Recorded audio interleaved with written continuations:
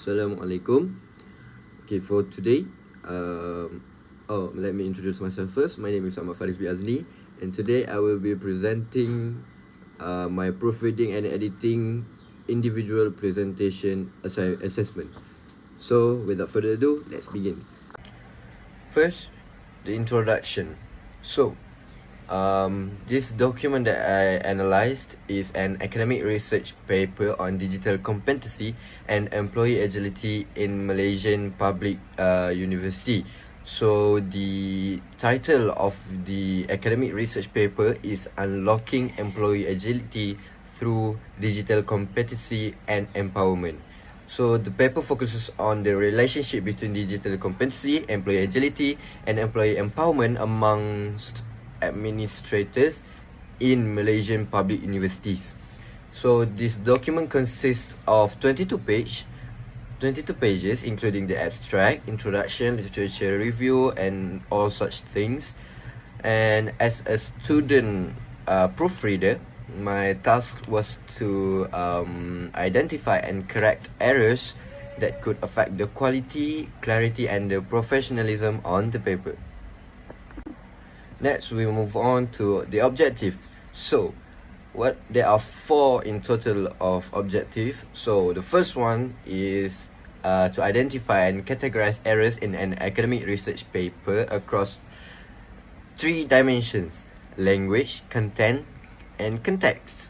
So, the second objective is to demonstrate correction techniques that enhance grammatical accuracy and academic quality. So the second last is to evaluate the impact of proofreading on effective communication and professional presentation. And the last one is to apply autonomous learning skills in analyzing and improving written tests.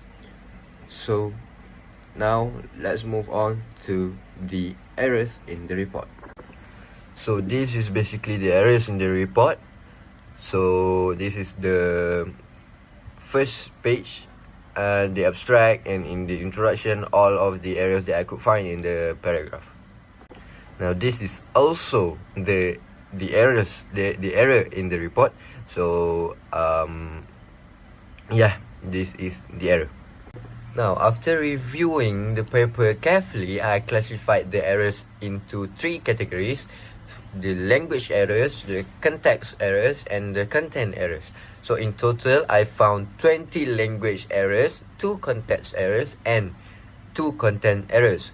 So, but I'm going to present only 3 language errors and also the 2 context and content errors.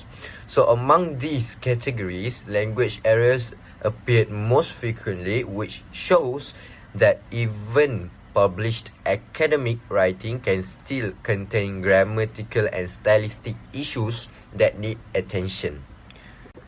So now I will discuss some examples of the language errors that I have identified. So the first error is a sentence fragment. The original sentence stated a quantitative methodology using PLS-SAM analysis conducted on 310 responses.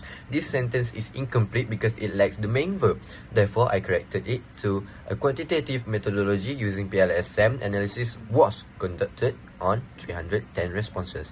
So the second error involves subject-verb agreement. The paper used the phrase digital competency were found. Since digital competency is a singular noun, the verb should also be singular.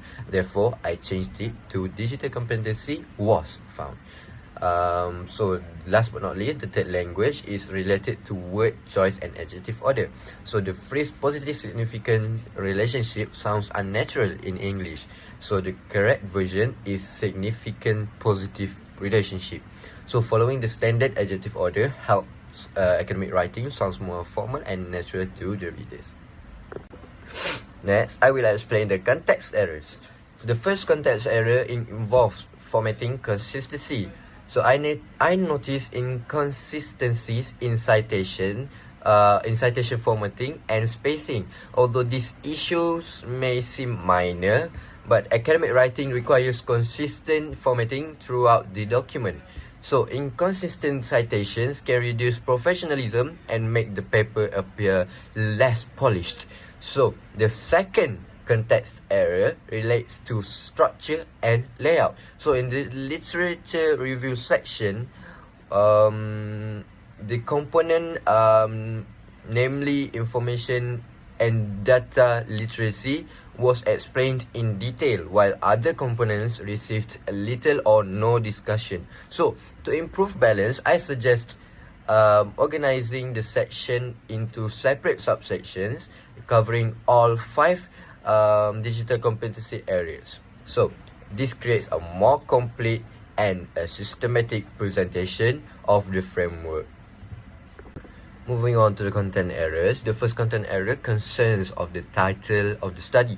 So the original title suggests that employee empowerment plays a major moderating role. However, the findings showed that the effect was actually limited.